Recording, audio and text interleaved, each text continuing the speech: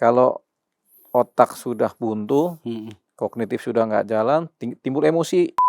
Ya sebenarnya dari awal memang nggak sehat. Karena tendensius ya yang diserang pribadinya seorang Pak Jokowi ya. Gitu, ada kepentingan politik, ada pertahanan politik. Kalau namanya Pak Jokowi kemudian jadi besar terus, ini berbahaya buat partai-partai lain. Ketika dia kemudian menampilkan citra terkait dengan PSI-nya, kan anaknya yang jadi pimpinan PSI sekarang kan. Ya sudah, paling enggak ada dongkrak. Ini kan ijazah tahun 85, kuliah tahun 81, 82, 83, 85. Penyidiknya umurnya 33 tahun, 40 tahun. Kan belum lahir zaman itu.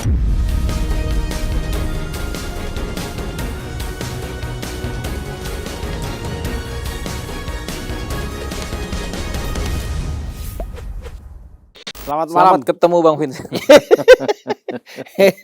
Ketemu lagi kita, Bang. Nah, itu kan kata pembukanya. Iya, ini makin seru makin kesini kasus Roy Suryo ini. Dan kita sih sebagai penonton ya walaupun kita sering ngobrol juga di sini, tapi kalau lihat debat-debat di sejumlah talkshow di TV itu kayaknya sudah tidak sehat diskursusnya ini. Karena banyak orang jadi lupa bukan lupa diri sih ya, lebih ke tidak tahu lagi mengendalikan diri gitu, Bang. Yang terbaru semalam itu di Rakyat Bersuara, Refli Harun hampir adu jotos dengan relawan Jokowi, Bang David Pajung. Itu sebenarnya kalau dilihat gak ada yang perlu sampai segitu, cuma karena kan kalau mereka debat itu karena kayak nggak saling dengar gitu loh, Bang. Iya. Nah, ini kan ekses buruk jadinya kan karena panjangnya kasus ini. Nah, kalau Bang Deo sebagai praktisi hukum, psikolog juga, yang paham psikologi juga, bagaimana melihat perdebatan-perdebatan tentang kasus ini sekarang? Karena kalau kita kan lihatnya itu aja omongannya gitu loh. Iya. Kalau Bang Deo melihat semakin panjang didiskusikan terus, diperdebatkan terus, ini apa sebenarnya, Bang? Ini kasusnya Roy Suryo nih. Roy Suryo.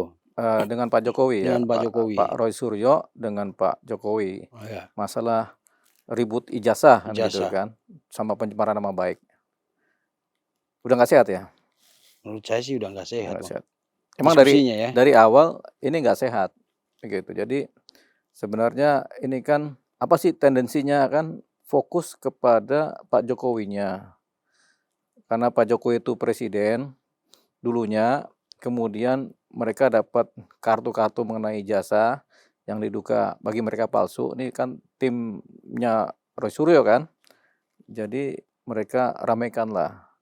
Tujuannya kan karena pengen diskreditkan Pak Jokowi ini kan. Itu tadi. Itu dari awal memang udah nggak sehat dengan cara itu kan. Tapi kan sebelum masuk ke wilayah yang ijazah kuliah, kan yang diributin ijazah SMA dulu. Iya. Nah itu juga nggak sehat juga tuh. Yang ributin ijazah SMA kan grupnya Egy Sujana juga. Egy Sujana ya. Zaman itu sampai akhirnya 2 orang diputus bersalah.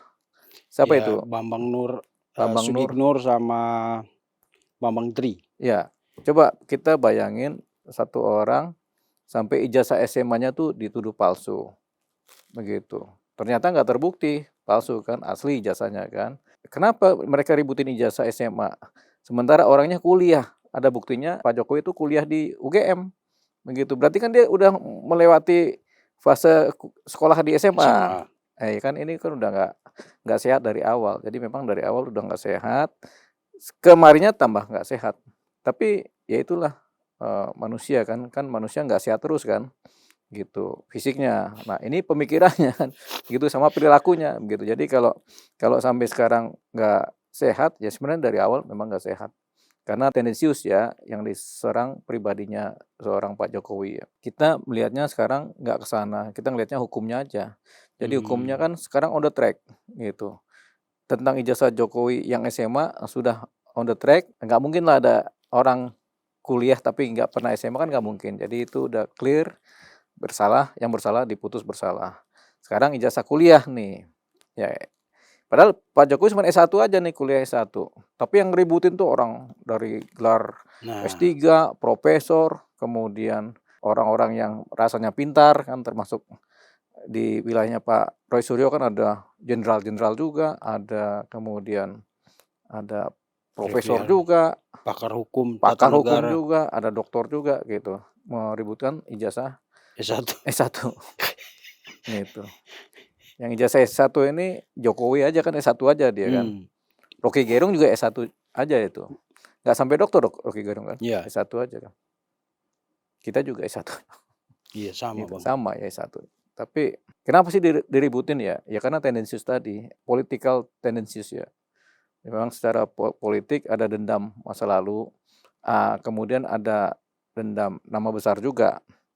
Jadi kita bisa bayangkan sebenarnya ada kekuatan-kekuatan yang kemudian membackingi si orang-orang yang kemudian meributkan ijazah Jokowi ya. Tapi mereka nggak akan pernah kelihatan, tapi ada gitu. Tapi Abang percaya itu ada campur tangan itu? Ada dong, karena ini kan sifatnya kan kepentingan politik. Ini nama kalau terlalu besar atau terlalu berpengaruh ini berbahaya bagi lawan politik kan. Jadi lawan politik selalu akan membuat bagaimana nama tergerus Iya. gitu. Tapi Pak Jokowi kan udah gak berkuasa Bang. Ya kan ada PSI. Kata Fahri Hamzah, PSI itu partai kecil. Ya kalau namanya besar kan bisa membawa pengaruh besar juga ke partainya. Jadi begini, semuanya itu kan simbiosis mutualistis ya. Mutualisme. Zamannya Pak Jokowi itu mau jadi gubernur, itu kan kemudian beberapa partai bergabung untuk mendukung. Nah, ketika Jokowi namanya besar, partai ini sebenarnya juga ikut terdongkrak. Dia punya jumlah pemilihnya. Termasuk Gerindra berarti ya? Iya, ketika Jokowi kemudian masuk ke wilayah calon presiden, memang di bawah partai kan, kan undang-undangnya begitu, karena dasarnya undang-undang kan. Tapi ketika namanya Pak Jokowi kemudian besar karena magnet pada waktu itu kan, magnet nama orangnya juga, itu kemudian mempengaruhi jumlah pemilih. Partainya juga ikut besar juga, dia punya jumlah pemilih. Sama kayak Anies Baswedan, ketika dia dipilih dengan porsinya, beberapa partai yang mengusung dia kan jadi besar juga, kayak PKB, terus PKS yang tadinya kalah di Jakarta, menang lagi kan, karena membawa nama si Anies Baswedan kan, calon apa tuh dia tuh? Calon presiden, sempat gubernur presiden kan, begitu kan. Jadi itu mempengaruhi juga partai-partai. Jadi kadang-kadang figur nama itu mempengaruhi jumlah pemilih, begitu. Jadi ada yang namanya saling ketergantungan antara nama partai sama nama figur. Selalu begitu. Di PDIP itu ada Megawati sama partainya. Tapi kan terlebur, udah melebur jadi satu. Mega dengan partai PDIP kan udah jadi satu, begitu. Jadi figurnya Megawati, partainya PDIP, itu saling ketergantungan, gitu. Itu baru satu partai kan, belum partai dengan calon presiden, gitu. Kalau presidennya populer, itu si partainya juga ikut kedongkrak, gitu. Nah, kalau satu orang kan figur, kalau partai kan kelompok politik, gitu kan. Nah, figur ini kadang-kadang kalau namanya terlalu besar, itu bagi lawan politik bisa membahayakan. Jadi kembali lagi kepada lawan politik. Jadi biar bagaimana ada kelompok yang menjadi pembela, ada kelompok yang kemudian menjadi lawannya, menjadi musuhnya kan. Nah itu kalau di dalam konteks konstelasi pertarungan ijazah ini adalah kelompoknya Pak Jokowi dengan kelompoknya Pak Roy Suryo. Yang di belakangnya itu ada kelompok lebih besar lagi yang memang nggak mau secara kasat mata terlihat, tapi ada gitu. Makanya selalu ada pendukung-pendukungnya gitu. Nah, kalau kembali lagi ini nggak sehat, ya memang dari awal nggak sehat karena ini sebenarnya politik gitu. Ada kepentingan politik, ada pertarungan politik. Kalau namanya Pak Jokowi kemudian jadi besar terus, ini berbahaya buat partai-partai lain gitu. Karena nama kan magnet. Gitu. Jadi, oh ini Pak Jokowi partainya apa? Misalnya, oh dia di wilayah PSI kemudian merangkak naik. Mungkin kalau tahun-tahun kemarin waktu pemilihan PSI kan belum kelihatan Pak Jokowi adalah PSI kan. sehingga namanya belum dapat di PSI kan. Tapi sekarang orang kalau semakin simpati, nama semakin besar kan, membuat pemilih PSI bisa bertambah. Ini kalau kita bicara partai dengan hubungannya dengan si figur kan yang punya nama besar. Tapi sebenarnya perkara ini pertarungan, sampai sekarang pertarungan. Kadang kita bisa bilang sehat, tapi memang secara politik sehat ya pertarungan seperti ini. Tapi nggak sehat karena kemudian menguras tenaga banyak pihak, gitu, termasuk publik kan. Publik disuguhi dengan ijazah Jokowi aja, dan Roy Suryo aja kan begitu kan, itu publik. Sampai sekarang pun ributnya itu aja. Tapi di satu sisi ada keuntungan yang secara tidak langsung didapat oleh seorang Jokowi, gitu. Dalam jangka panjang ke depannya ini kan masih ada sidang, masih ada keributan yang selalu nama Pak Jokowi disebut. Dan makin lama kalau kemudian kebenaran tentang ijazah ini makin valid dan terbukti, ini nama Pak Jokowi lebih besar lagi karena orang timbul simpati. Simpati bertambah dari masyarakat, sehingga figur ini kemudian berpengaruh terhadap dongkrak partainya. Gitu. Jadi itu dia. Makanya ribut terus. Jadi kadang-kadang Roy Suryo sendiri sebenarnya adalah, kalau kita bicara ilmu psikologi ya, sosial, jadi figur-figur Roy Suryo, Refli Harun, dan yang lainnya kelompoknya, kalau pertarungan mereka kalah, sebenarnya mereka membesarkan Pak Jokowi tambah-tambah, karena akan timbul simpati, gitu. Sementara orang politik lain tuh nggak dapat di dunia publik eksplanasi media, figur-figur politik lain nggak keluar kan. Jadi Pak Jokowi aja, jadi orang kenalnya Jokowi, Prabowo kan begitu. Ada 3 nih, Jokowi, Prabowo, Roy Suryo kan gitu. Jokowi, Prabowo, Roy Suryo. Roy Suryo kan ketika pertarungannya kalah, dia masuk penjara. Ya selesai. Makanya ini pertarungan yang memang mati-matian sebenarnya antara kelompoknya Roy Suryo dan kelompoknya Pak Jokowi. Makanya di kelompoknya Roy Suryo kan ada Refli Harun. Kadung basah dia kan, dia harus taruh mati-matian, mempertahankan kredibilitasnya, mempertahankan keilmuannya. Nah, sampai akhirnya ketika ilmu diskursusnya, bicara-bicaranya sudah mulai mentok, di sini juga udah mentok, yang ada nggak rasional lagi. Timbullah yang tadi dibilang Kak Sehat tadi kan, berantem itu kan adu mulut. Ada mulut udah nggak bisa lagi, timbul emosi lagi, panas hati kan. Otak udah nggak dipakai tuh, udah blank aja tuh. Yang ada gue pukul loh, begitu. Nah itu yang kemarin kejadian di Rakyat Bersuara kan. Gitu tadi. Jadi itu tadi. Ya lama-lama kan. Tapi ini dagelan semua sebenarnya. Kalau kita ilmu non politik, ya ini dagelan aja. Mereka para pihak berantem untuk sesuatu yang memang nggak punya nilai bagi kita secara ekonomi kan, begitu. Oke. Yang menjadi pikiran kita itu kan gini Bang, diskusi oke lah, ya kan kita juga suka diskusi, senang diskusi. Tapi kalau sampai udah menjurus hampir ke arah serangan fisik kan bukan baru sekali nih. Sebelumnya Refli Harun nama Jamada Girzang juga. Sebelumnya lagi mungkin Andi Azwan dengan jadi ruang diskusinya udah seperti apa, arena tarung fisik gitu loh Bang. Dan ini kan gak bagus buat pendidikan hukum, apalagi di media forum tertentu itu kan ada mahasiswa, ada masyarakat yang datang gitu. Nah sebenarnya ini bisa dihentikan cuma dengan P21 kali ya Bang, atau juga tidak akan itu? Ya kalau P21 kan bagian dari proses hukum, bagian dari proses hukum P21. Perkara kalau sudah ada laporan polisi, kemudian sudah ada buktinya, sudah ada saksinya, itu ya kemudian nggak ada RJ-nya, yaitu kan dia pasti berjalan sampai persidangan.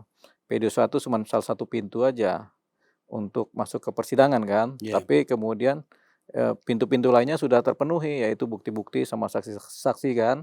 Jadi itu masuk P21. Itu P21 sebenarnya surat itu. Surat P21 itu surat yang menyatakan berkas lengkap.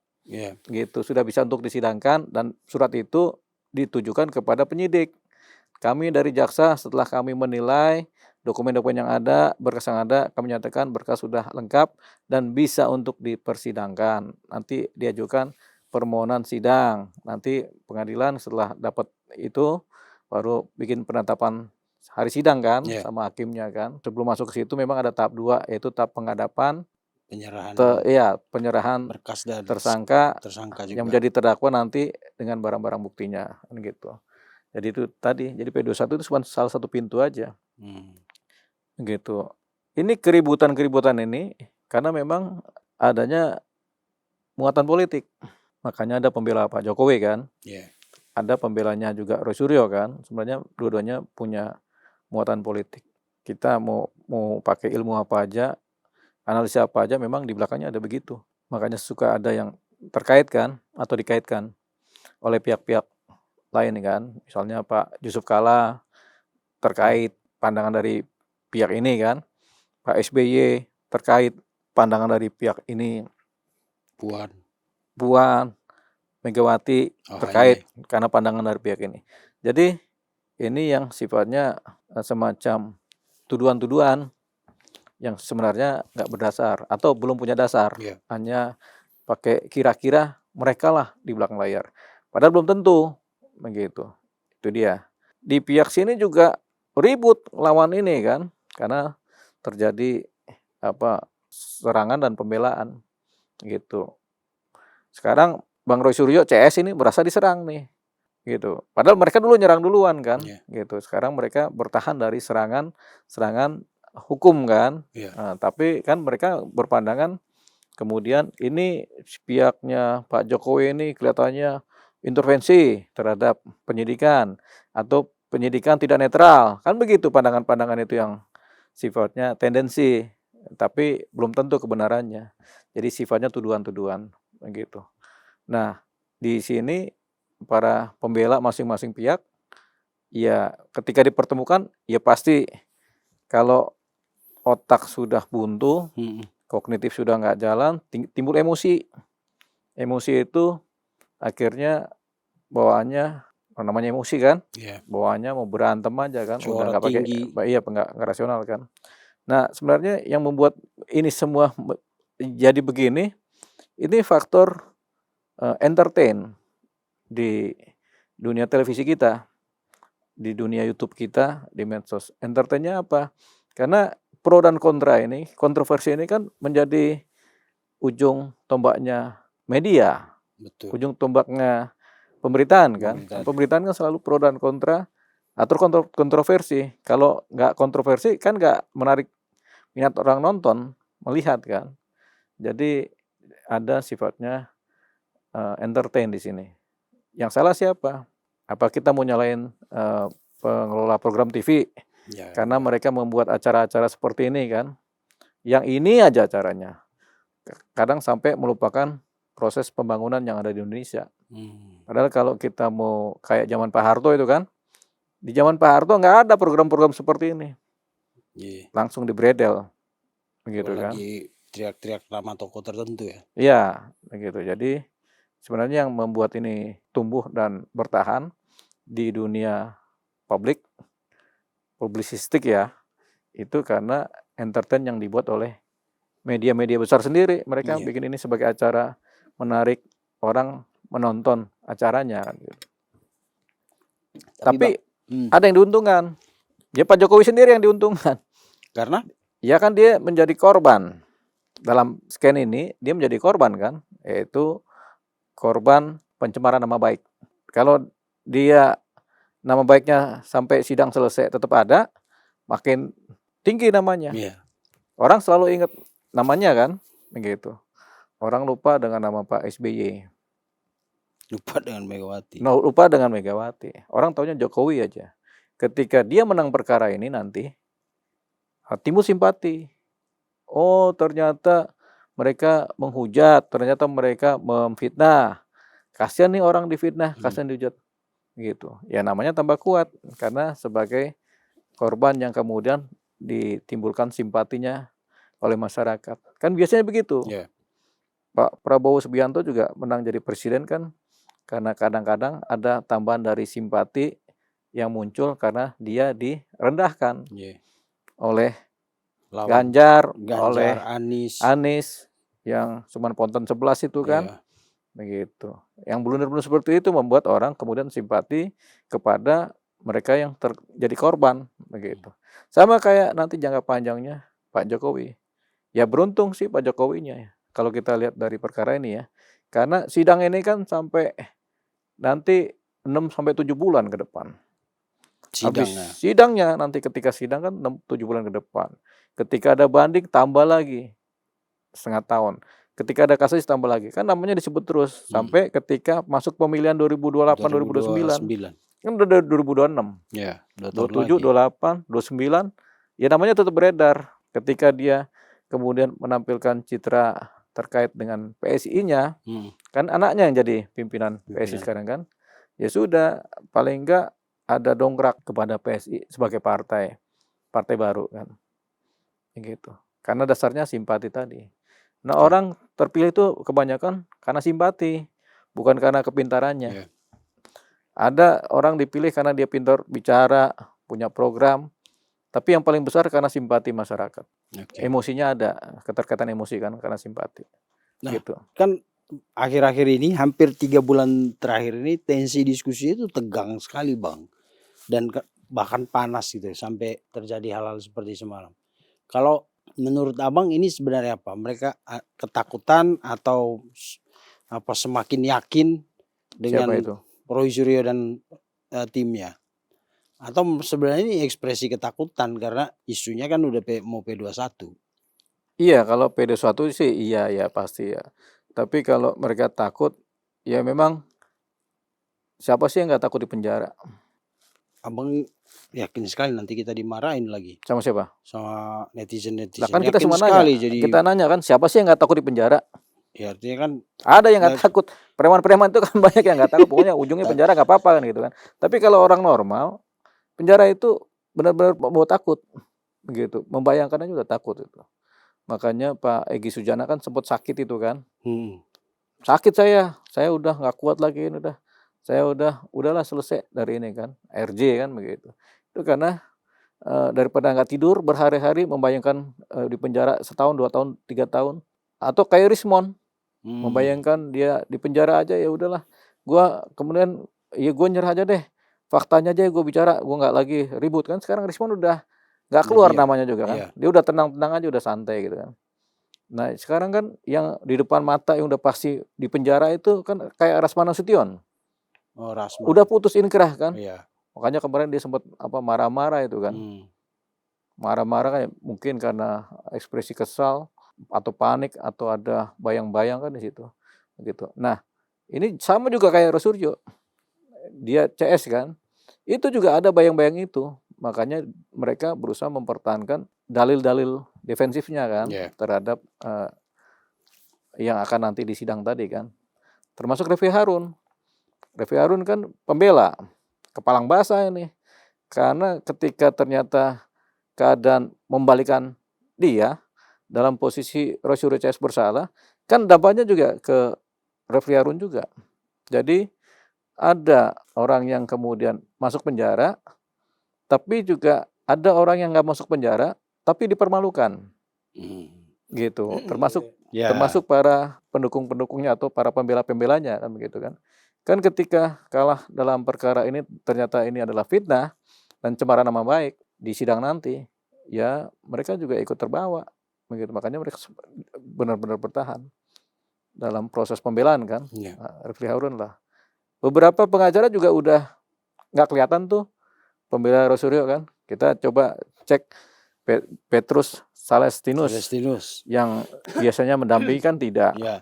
Koizzunuddin terakhir semalam muncul ya. Tapi kita nggak lihat lagi begitu kuat pendampingannya kan, karena sudah capek di wilayah diskursus publik entertain di media TV kan. Mereka juga mendapatkan keuntungan-keuntungan non material di proses ini karena kan beberapa namanya kan naik kan gitu. Di wilayahnya Roy Suryo para pengacara juga kan dapat keuntungan non material. Di wilayah Jokowi juga beberapa Nama juga kan mendapatkan keuntungan material kan, dari wilayah entertain, begitu. Sementara pelaksana entertain sendiri, pembuat programnya juga dapat keuntungan. Ya, TV-TV ini kan dapat pasar Termasuk kita inilah. pemirsa. Kita, Iya, podcast. iya. Dapat nggak sih? Enggak terlalu sih, Bang. Ingat terlalu kan? Cuman kan kita ini kan memberitahukan yang Ya, kita peduli sama yang pokoknya bagaimana Ya, persoalan ini kan, betul. gitu. Karena kan kita kadang-kadang miris juga melihat ini persoalan begitu menjadi fokus, sementara nggak produktif persoalan ini kan, bagi Iya. kita, bagi orang masyarakat banyak kan. Tapi ada juga kan setiap manusia kita juga butuh hiburan. Ada juga orang butuh hiburan kan. Iya. Dan kita juga kadang-kadang ada keterkaitan dengan kelompok mana kan di masyarakat itu kan, sehingga menjadi ikut terkait juga. Yang grupnya Roy Suryo CS dengan kelompoknya, dengan para pendukungnya juga kan merasa terkena juga batinnya kan mendengar cerita ini.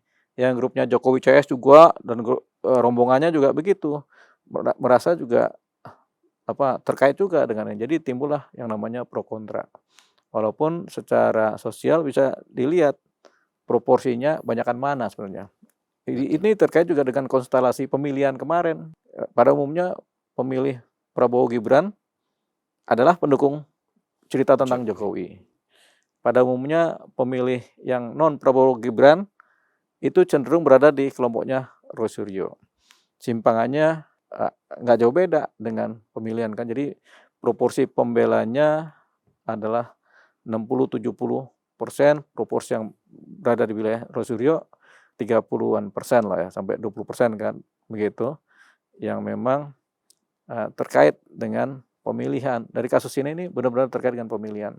Tapi kalau kasus ini kemudian dimenangkan oleh Jokowi dengan validitas ijazahnya dan perkara cemaran nama baiknya kemudian inkrah dimenangkan oleh Jokowi, penuntutan keadilannya ya sudah.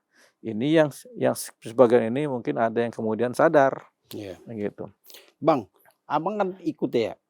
Kalau abang lihat dari awal itu kita sudah bahas banyak tentang kelemahan, maksudnya celah untuk Roy Suryo bakal mengalami kesulitan di pengadilan kan. Ya. Dan cuman mereka ini kan terkesan apa yang dilakukan oleh tim Pak Jokowi itu adalah salah dan mereka selalu merasa benar gitu. Dan itu yang membuat diskusi di ruang publik itu jadi panas, bahkan cenderung ke saling menyerang secara personal gitu, seperti yang terjadi semalam. Nah, kita nggak tahu semalam seperti apa tuh kejadian itu. Jadi kan mereka sedang berdebat tentang kalau selama ini kan menurut Roy dan kuasa hukumnya seperti Refli itu merasa perkara ini udah tidak layak dilanjutkan, entah karena itu udah mubazir, udah terlalu lama, terutama terkait dengan 4P21, berkas P21 itu yang menurut Refli kan yang kita udah ulang-ulang Bang di sini Bang. Ya. Yang katanya cuma 14 hari harusnya udah dibalikin lagi. Maksudnya dari kejaksaan dibalikin P19 ke polisi harusnya 14 hari selesai. Tapi kan udah ada hampir 1 bulan menurut mereka. Ya itu kan kelar-kelar. Menurut mereka ya. Perkara ini ya, setiap penanganan perkara ya, apapun juga perkara juga di penyidikan maupun di kejaksaan itu seringkali bolak-balik. Perkara dilimpahkan ke jaksa untuk diteliti, dibalikan lagi. Untuk yang kurang-kurang dilengkapi, dibalikan lagi oleh penyidik polisi kepada jaksa, dicek lagi masih ada yang kurang, dibalikan lagi. Bisa sampai 2, 3, 4 kali bolak-balik tuh perkara. Sekali balik harus 14 hari gitu. Enggak. Gimana cara kita? Enggak ada 14 hari itu cuma pedoman biasa. Itu khusus untuk yang ditahan. Kalau perkara itu ada tersangkanya ditahan. Kenapa harus buru-buru? Karena terkait dengan masa waktu penahanan. Kalau orang nggak ditahan kan bolak-balik. Kasus-kasus penipuan itu yang sumir-sumir, yang kemudian harus diteliti lagi, pelengkapan data, atau kasus-kasus yang TPPU itu kan panjang itu. Atau kasus harta benda, kasus mengenai sengketa tanah, itu kan panjang. Bolak-balik itu kadang-kadang sampai 3, 4, 5 tahun tuh baru selesai tuh perkaranya. Kita ambil contoh, kita ada pegang perkara di Polda Metro. Ini kasus dilaporkan tahun 2015, 2016. begitu. Hmm. 2026 baru P21. Wah, Kan 11 tahun. 10 tahun nih kasus ini kan, begitu. Hampir melewati kadaluarsa. Tapi karena ada TPPU-nya, jadi masih Oh, bisa berlaku. Kasus ini, perkara ini ditangani dari 2016, 2017, 18, itu sampai panjang karena ada TPPU-nya. Nah, kasus-kasus kayak gini, termasuk juga kasus pencemaran nama baik yang sifatnya penuh penelitian mendalam, hmm. pencarian bukti, apalagi ini kasus pencemaran nama baik yang terkait dengan masa lalu tahun 1980-an. Orang jadi kuliah zaman dulu kan harus dibuktikan kuliahnya. Ijazahnya tahun 85 harus dibuktiin ya. Tahu itu Ada tahun nggak? 85, zaman handphone belum ada itu. Coba bayangin aja. Kita membuktikan suatu bukti-bukti tahun 85, di mana kadang-kadang yang si pembuktinya sendiri belum lahir. Bayangkan, Oke. penyidiknya misalnya penyidiknya sekarang umurnya 30 tahun. Dia kan lahir tahun 94, 95. Penyidiknya nih, Iya, sama si ininya, sama jaksanya sama juga. jaksanya. Jadi mereka harus penyidik sesuatu yang belum mereka lahir. Ini kan Oh, ijazah tahun 85, kuliah tahun 81, 82, 83, 85. Penyidiknya umurnya 33 tahun, 40 tahun. Kan belum lahir zaman itu. Atau mereka lahir, kalau mereka penyidiknya umur 40, tapi penyidik 42 kan udah senior banget kan. iya. Rata-rata penyidik umur 30 tahun kan. Jaksanya juga umur 33, 34 matang kan. Itu kan mereka belum pada lahir itu. Terus kita ributin ijazah tahun 85. Coba bagaimana membuktikannya? Kan lama itu. Nggak setahun 2 tahun Iya, tuh cari selesai kan. buktinya. Kelar 2 tahun ini udah bagus. Polisi nggak ngerti tuh. Kita cari tuh di UGM sana misalnya, kalau dicari di UGM tuh. Harus kan dicari perpustakaannya, dokumentasinya. Nah, yang jadi dosen tahun 85 udah pada nggak ada semua kebanyakan. Iya, Iya kan? Karena mereka kan umurnya sekarang udah 70-80 tahun. 70. Begitu. Terus rektor zaman itu siapa? Udah nggak ada juga. Manusia kan udah berganti-ganti. Yang ngomong juga sekarang kita kan Hampir. tahun 85 udah ada Bang Vincent. Udah, Bang. Umur berapa itu? Lahir tahun berapa sih Bang Vincent? 11 tahun. Hmm? Bang Deo tahun berapa lahir? Kita lebih lama Jangan lagi. gitu lah. Jadi ini cerita tentang sesuatu yang tahun 85 digali-gali lagi gitu. Jadi kayak nyari kayak arkeolog gini kan. Dan akan banyak bias ya, karena peralatan teknologi yang dipakai sekarang itu kan belum ada di zaman itu. Handphone belum ada zaman itu. Jadi akan terjadi interpretasi dong. Iya dong, banyak bias. Makanya bukti valid itu cuma ada, yang paling utama adalah pengakuan. Validasi namanya. Iya. Dari UGM sendiri. Kalau UGM sudah validasi, udah selesai, sudah itu sebenarnya udah clear. Bahwasanya terjadilah pencemaran nama baik. Kan UGM sudah validasi. Iya. Menyatakan bahwasanya benar Jokowi kuliah dan benar lulusan dari UGM. Udah selesai itu sebenarnya. Tapi mereka tetap nggak percaya, Bang.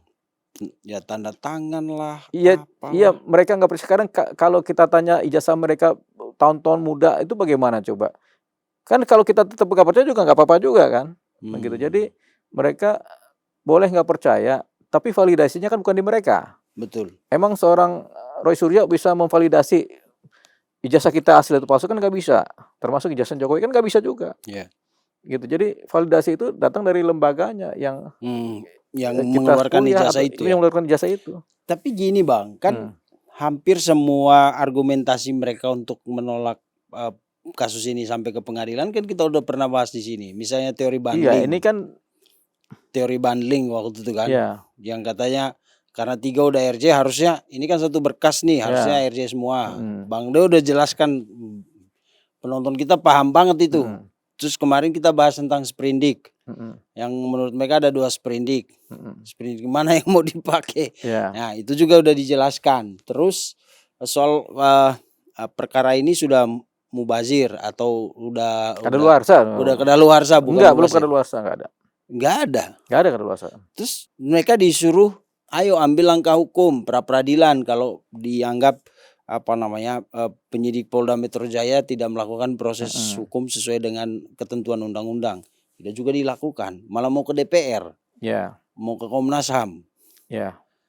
Sebenarnya ya politik sih politik, tapi kok begini-begini amat ya Bang, sampai akhirnya berantem kan jadinya. Ya. Karena udah mentok ya, jadi pakai ilmu hukumnya sudah nggak dapat dalam diskursus publiknya. Kemudian Ya sudah, pakai kata apa kan, "Apa lo? Lu mau apa? Hmm, Lu mau apa?" Kan gitu. apa? Iya, Ya udah kalau itu pindah lagi tempatnya kan, tarung kan, iya, duel fisik kan itu kan. Sayangnya di TV dibiarkan seperti ini. Jadi ini tontonan yang buruk sebenarnya. Di betul. media ini kan, media televisi kan, Iya, ya tontonan yang buruk nih sebenarnya buat masyarakat sebenarnya.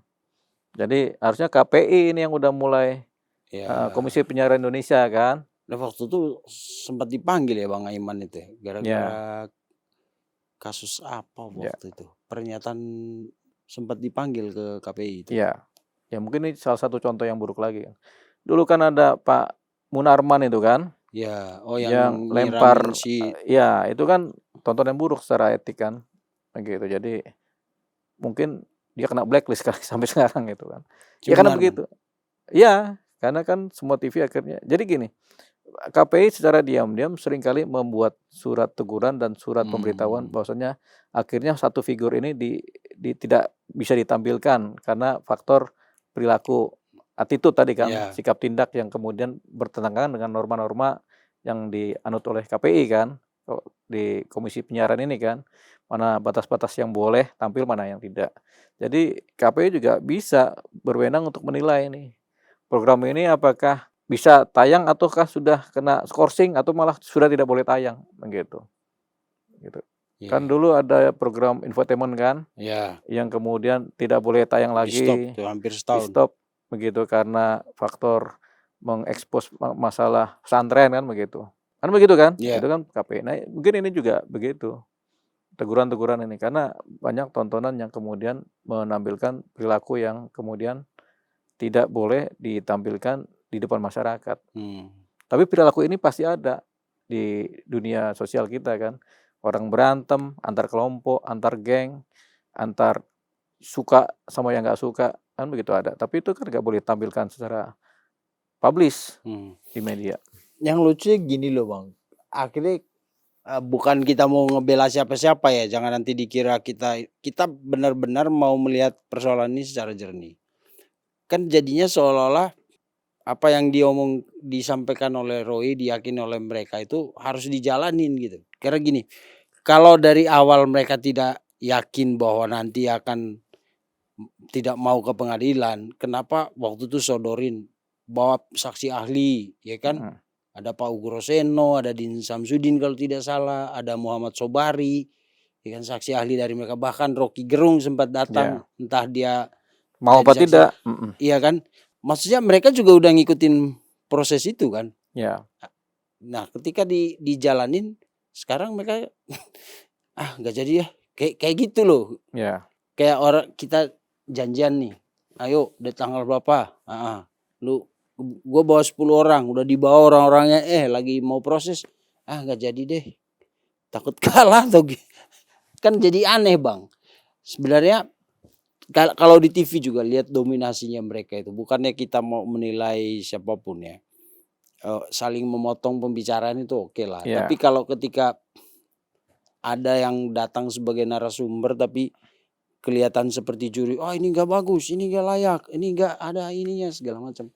iya, Kita nontonnya jadi kayak masalahnya kan ini di media publik, Bang. Bukan kita kita tidak mempersoalkan si yang penyelenggara program itu ya, Bang. Tapi mhm. orang-orang yang datang itu kan profesor, doktor dan lain-lain gitu. Iya karena, eee, apa, rasionalnya kan sudah mulai nggak bekerja. Mmm, Kalau rasional udah nggak bekerja itu kan timbul emosional aja kan. Emosi kan, hmm, jadi udah nggak pakai otak. Kadang-kadang buntu tuh, kalau kita udah emosional, tensi tinggi, otak nggak bekerja tuh langsung gitu hmm, kan. Yang kerja adalah emosi dengan perilakunya. Jadi kalau sudah emosi dan perilakunya bekerja, timbullah macam-macam kata-kata yang sebenarnya adanya di alam bawah sadar yang kita repress kan. hmm, Kata-kata hmm. kotor, caci maki itu kan sebenarnya kita repress kalau di alam yang normal Iya, kan. Tapi karena otak sudah rasional, otak sudah diam, yang bekerja emosi, ya udah kata-katanya keluar tuh dengan sendirinya cuk cuk cuk cuk mmm, gitu, begitu. super Timbullah egonya nggak kemudian keributan. Kan seringkali keributan atau pertengkaran atau pertikaian fisik dimulai dari emosi yang, tidak tinggi terkontrol. dan rasionalitas yang kemudian hilang, begitu. Oke. Jadi apa yang kita mau sampaikan ke Roy dan juga tim Nah Pak Jokowi, saya salut sih sama lagi-lagi Pak Rifai itu. Mhm. Itu dia kayak patung Bang, Itu Pak Rifai itu dari mana itu dari pembela siapa? pihak Pak Jokowi. Iya, Rifai dia Kusuma dia kan lawyer tuh. Dia oh benar-benar duduk sebagai orang yang ya iya, dia memang gue lawyer gitu. Kayak waktu Abang mhm, hadir di siapa yang Sunan Kalijaga ribut iya, sama Julianus Sembiring kan. mhm. Kan Abang ada di situ Iya sebelahnya. ada. Abang nggak pasang kuda-kuda gitu, cuek aja. Jangan-jangan Abang yang Enggak, setting tuh kita lagi pikiran pertengkaran. pisang lagi mikirin pisang goreng itu. Pengen makan pisang goreng mana yang enakan ini. Iya maksudnya itu loh yang kita harapkan. Boleh tegang tensinya, tapi Mhm, Rifai itu benar-benar bahkan kan kadang-kadang durasi pembicaraan seseorang di situ kan panjang Bang, bisa iya, sampai 15 mhm, menit, 20 menit dan di masa waktu itu udah saling teriak-teriakan, tapi iya, Rifai duduk diem aja. Nanti dia ngomong pas emang dikasih kesempatan. Nah, orang-orang gitu kan kita bukannya mau, oh lu dukung ini Jokowi enggak. iya, Tapi ketika kita di depan kamera itu kan kita jadi panutan ya Bang ya.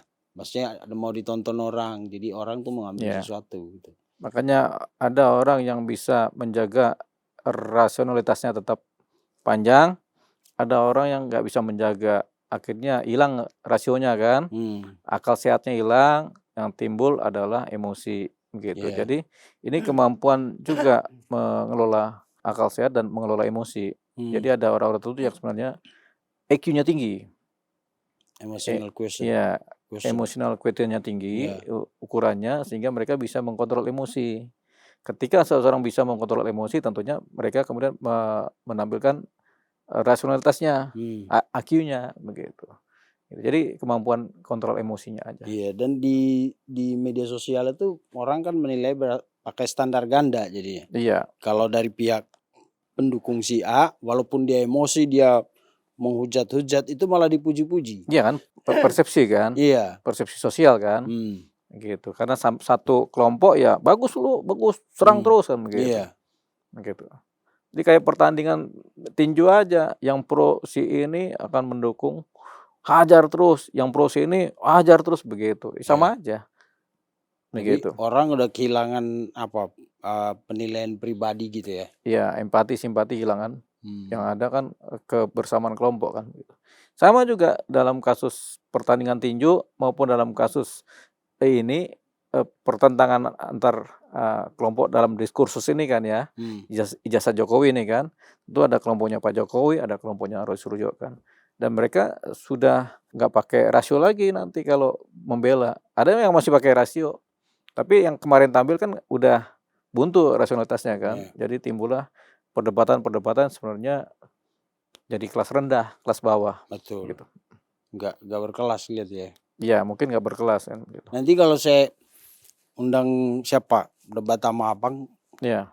kita mau uji tahanan emosionalnya Bang Oh nih. iya, itu ini bikin percobaan ya, eksperimen ya. Eksperimen. Uji emosi kan begitu Ya. kan, kita pancing-pancing sampai ribut kan. Debat sama Firdaus Wibowo. Iya, pancing-pancing sampai dia Tapi pukul kita. Firdaus itu kalau sama Abang nggak emosi dia. Nggak emosi, nggak. Temen soalnya. Sama Hotman Paris saja. Bisa juga. Tapi dia juga orang rasional itu, Hotman Iya, Paris. rasional sekali. Iya, Jarang dia ini ya. dia kadang dia pintar pancing emosi orang kan, tapi dia Betul. juga rasional gitu. Ya bisa ngukur lah. Artinya sudah punya kemampuan mengontrol emosi secara baik, Ya. gitu. Oke, dan kita kan punya pengalaman contoh yang bagus sebenarnya untuk tidak dicontoh. Ya, Kejadian waktu di pengadilan Bang Rasman kan, ya, waktu Firdaus Wibowo naik ke ya. meja. Saya pikir cuma Firdaus yang bisa apa nggak bisa ngontrol emosi, ternyata Refli Harun. Sama. Orang kalau sudah rasional mati, kekunci, terbuka itu represi yang alam bawah sadarnya kebuka semua tuh. Dia Hmm, emosi kan. Jadi sudah nggak kontrol, isinya bisa sumpah serapah, bisa caci maki, bisa pertikaian fisik, bisa. oke. Mungkin semua ini lagi-lagi ya Bang ya, harus segera bila perlu P21 kalau memang sudah ada, katanya udah P21 tuh udah ada di tangan penyidik, udah ada di tangan jaksa juga, Ya, ya segera diumumkan saja biar terarah nanti kan. ya. Gitu. Tapi kalau setelah P21 Bang, mereka mengajukan penolakan dan lain-lain itu udah nggak mungkin. Nggak ada jalannya. Harus ke pengadilan. Nggak ada jalan. Tetap harus Prapit pengadilan. pun udah nggak bisa. Prapit masih bisa. Prapit masih bisa. Sampai bisa sebelum sidang dimulai masih bisa prapit. Makanya kalau Oh. mereka mau prapit itu harus buru-buru. Kalau Grupnya P21 terus prapit itu sidangnya ditunda dulu. Enggak, sidang tetap aja Oh. tetap berjalan paralel. Tapi Paralel. ketika sidang dimulai, prapit gugur kalau belum selesai. Oh. Gitu. Jadi kalau nggak bisa gini, mereka lagi ngajuin prapit tapi udah P21, sidangnya diundur dulu. Sidang apa? Sidang Sidang pencemaran nama baik. Oh enggak, ketika sudah tahap 2, ini kan P21 baru tahap 2. Setelah tahap 2, ketika sudah berkas sudah dimasukin ke pengadilan, itu sudah penetapan hakim. Nggak bisa diundur itu, jalan terus itu. Oh, walaupun nanti mereka ajukan prapit. Mereka ajukan prapit, tapi ketika sidang dimulai, ini prapit sudah nggak berlaku. Makanya, gugur. Iya, makanya prapit ini harus sebelum sidang dimulai. Sebelum sidang. Iya. Oh. Sebelum hari sidang pertama tuh, tapi udah hari sidang pertama nggak mungkin nunggu prapit, diabaikan aja prapitnya. Begitu. Berarti kalau nanti P21 belum sidang, prapit masih bisa. Masih bisa kan, prapit cuma 1 minggu. Tiap hari kan, 7 hari kerja kan. Cepat aja tuh prapit itu kan. Tapi kan mereka nggak mau jalankan itu. Iya, tapi kita tampaknya ngomong ini seolah-olah udah P21 ya Bang ya? Kita? Ya emang udah P21. Kenapa sih Polda nggak umumkan? Enggak, ini kan begini, walaupun P21 kadang-kadang masih ada koreksi-koreksian. Oh. Kayak redaksinya paling misalnya ada typonya, ada kurang berapa katanya, begitu. Berkas secara global udah minor lah itu ya, udah ya. Lengkap secara mayor. P21 nanti oh ya tapi masih ada koreksi sedikit nih. Oh ya kalau gitu bawa deh berkasnya semua, yang mana dikoreksi, ini ada salah halamannya, ada salah ketik, typo-typonya begitu. Berarti ngeri juga sama jaksa yang memeriksa berkas itu. Oh, jaksa kan tebal sekali tuh tebal. berkas perkara. Makanya ada tim jaksa kan, ada komisi Pidum di jaksa itu kan ada. Kepala komisi pidana umum. Seksi A, B, C kan begitu ada. Sekarang siapa kasih Pidumnya jaksa? Gak bisa cerita saya. Ada itu udah pasti ada namanya si ini begitu kan. Mereka yang nanganin itu. Oke. Di Kejati. Kejati ya. Tapi nanti perkaranya kan di Jaksel kan Bang? Iya nggak tahu di Pengadilan sidang Jaksel ya. Tapi Kejati ya dengan timnya. Oke. Jadi ini P21 tahap 2. Tahap 2 pengajuan dakwaan ke pengadilan. Pengadilan nanti ketua pengadilan memutuskan siapa hakimnya. Baru ketua hakim dan majelisnya terbentuk, penentuan hari sidang. Oh. Waktu jaksa itu mengatakan ini berkas sudah lengkap, itu dakwaan udah siap Bang? Belum ya? Dakwaan dibuat, namanya surat dakwaan. Oke. Jadi ketika tapi tidak paralel kan, begitu mereka nyatakan P21 berkas dakwaan itu udah siap belum ya? Udah disiapkan. Tentunya pas P21 mereka udah siapkan surat dakwaan kan. Ada satu surat sendiri namanya surat dakwaan. Oke, berarti kalau mereka nggak prapit ya udah. Ya jalan terus ini perkara. Dengar-dengar sih setelah Idul Adha Bang ini. Apa nih? Pengumuman P21. Nggak tahu, kalau pengumuman sih nggak diumumin juga nggak apa-apa sebenarnya. Oh ya? Iya. Nanti protes lagi, kok diam-diam? Ya coba aja tanya beberapa yang berperkara kan kadang-kadang nggak diumumin ke publik kan. Tapi kepada mereka dikasih tahu. Tapi ini kan udah masuk ranah publik luar biasa. Ya udah, kalau nggak diumumin ya kan kita bilang kan diumumin nggak apa-apa, nggak diumumin nggak apa-apa. Tinggal masalah kepakeman hukum aja kan. Iya. Karena ada viralnya kan. Betul. Kemarin kan Polda bilang nanti surprise. Kata Kozinudin surprise, emang ulang tahun. Kan biasanya juga gitu. Kalau Serse nangkep Resmob, kalau nangkep orang sekarang gitu. Selamat ulang tahun surprise begitu kan.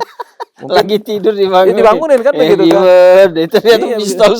Iya kan, surprise kan. Iya surprise. Ya itu yang dimaksud. Mungkin Kozinudin nggak pernah nonton yang begitu-begitu kali itu. Cara menangkap, ada juga cara menangkap di bis kan. Iya. Jadi sersernya, responnya atau tim boosternya kan pakai jari pengamen kan, Iya. gitu lagu nyanyi kepada si ini dituju tanggapan gitu. Macam-macam lah Mau caranya. ngasih ini Ya borgol. surprise begitu. Memang surprise kan begitu. Coach Zinudin terlalu kaku kali ya. Bukan, Mungkin tapi mungkin itu yang dia mau katakan supaya kalau mau sampaikan sesuatu nggak usah kejutan-kejutan lah. Terbuka aja gitu. emang ada yang nggak kejutan. Menjadi tersangka kan kejutan juga buat yang si ini kan. Si orang di semua kejutan. Ada surat panggilan pun kejutan sebenarnya. Aduh dipanggil nih gua nih. Waduh kasus nih apa ini. Surprise. Gitu. Gitu. Selalu surprise. Surprise itu sebenarnya kekagetan. Jadi Begitu. Jadi kaget kan bukan gitu. hanya soal acara ulang tahun. Bukan, surprise itu macam-macam. Gitu. Pokoknya nanti ada kejutan, tunggu aja Iya, gitu surprise ya. kan sebenarnya kejutan yang positif kan. Yes. Begitu. Oke, baiklah Bang. Abang mau closing sesuatu tentang Oh iya, kalau kasusnya TV sama di TV itu kan, ya, di media TV itu ada kontrol emosi itu penting sebenarnya. iya betul. Buat Pak Refli Harun ya, Iya. sama siapa tadi? David Pajung. David Pajun. Iya. Ya membela kan nggak gitu-gitu amat kan, namanya kita semua pembela kan. Gitu. Jadi yang paling penting kontrol emosi supaya jangan sampai kita akhirnya yang dibela orang kan begitu. Gara-gara kita lupa daratan. Iya, iya. Lupa daratan tuh sama kayak nggak bisa kontrol emosi. Padahal kita lagi di darat, kita lupa kalau kita lagi di darat begitu. Namanya Atau lupa lompat, daratan. kena batu di bawah. Iya makanya lupa daratan, lupa lautan. Lupa daratan itu ini Bang, lupa pulang ke darat. Di laut terus. Di laut terus, ya makanya lupa daratan itu. Jadi maunya terbang aja, berlayar aja. Iya. Lupa dia daratan. Iya. Emosi juga begitu. Kan rasionalitas kan daratan gitu. Rasionalitas itu kan daratan. Dia lupa sama rasionalitas kan, terbang aja pakai sama emosinya kan begitu. Masuk kan analoginya kan? Pas jatuh dengkulnya langsung bengkok ya, karena benturannya keras kan. Gitu. Ya, kayak maksudnya gini, kita kalau pengacara tuh ngebela jangan gitu-gitu amat lah kan begitu. Sampai kita sendiri akhirnya dibela orang akhirnya. Kayak Firdaus Wibowo itu kan, ngebela dia lupa daratan kan, sampai emosi kan, akhirnya dia sendiri yang dibela kan. Kenapa? Karena dilaporin polisi juga kan, Laporin polisi, kan begitu. Dia cari pembela juga. Cari pembela. Iya gitu. Benar. Ya. Betul. Memang ya benar sih Bang. Maksudnya debat-debat boleh lah. Kita juga sering kan debat sama orang sampai urat leher kita kayak gitu. Suara doang tinggi, tapi kalau apa namanya menjurus ke agresi fisik kayak nggak elok banget. Ya, apalagi diskusinya kan orang-orang yang terdidik semua kan. Ya. Di warung aja kita diskusi, orang-orang di warung tuh kayak nggak gitu-gitu amat. Iya. Ya, bela tukang warung, weh lu belum bayar gitu. Enggak, sudah kok, ini coba lihat buktinya gitu. Di warung? Di warung. Kadang-kadang pakai celurit itu ya. oh itu bukan diskusi tuh Bang, dia datang ngerampok. Oh, ngerampok. Ngerampok. Niatnya udah ngerampok. Kalau ini kan niat diskusi. Jadi benar kata Bang Dewa, memang terlebih ketika ada di depan kamera itu kontrol emosi. Kontrol emosi karena yang menilai kemudian kan, kalau tadi Abang bilang nanti membela orang yang ada kita dibela kan, artinya yang tadinya lu jadi pembela malah nanti jadi terlapor gitu. Iya. Lu cari pembela, tapi kalau depan kamera itu kan jadi banyak orang yang menilai kita Bang.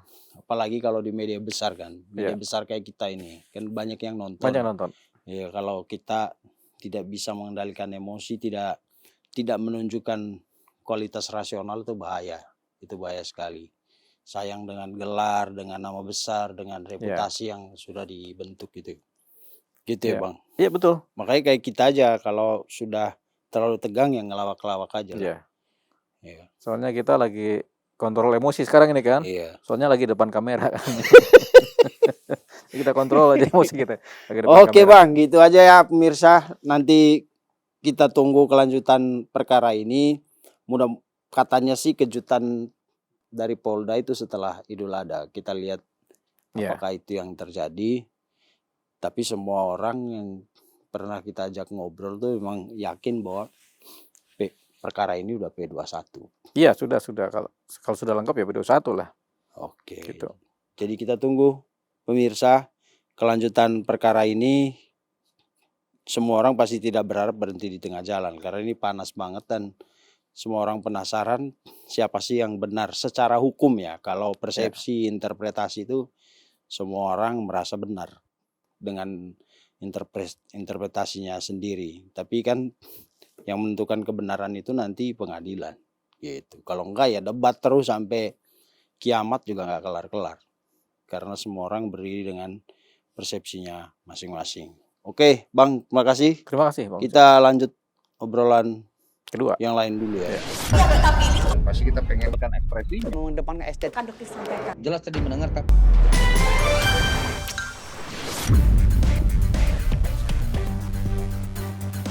Terima kasih sudah menonton. Jangan lupa like, komen, share, dan subscribe video cumi-cumi.com.